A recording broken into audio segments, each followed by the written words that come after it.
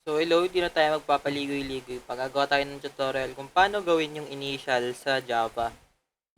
So gawa tayo ng project, no? Pangalanan natin tong initial. Yan yung pangalan ng class natin.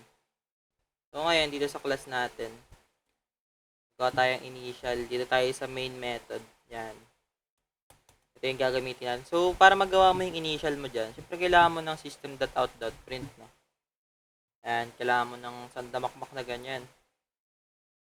Kunyari, yung initial mo, mahaba. Ganyan, sabi nating asterisk equals na lang, no? Yan, dito tayo yung T. Kulang na isa. Yan, so ngayon, paano mo magagawa yung kapila? So, same thing lang. And then, ayusin mo lang yung spacing. Sabihin natin, ang initial mo is, TL, ganun. Yan.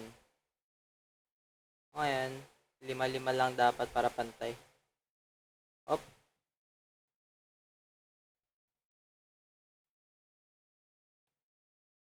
So, since basics lang naman to, hindi ko siya explain, no? Next video ko siya explain.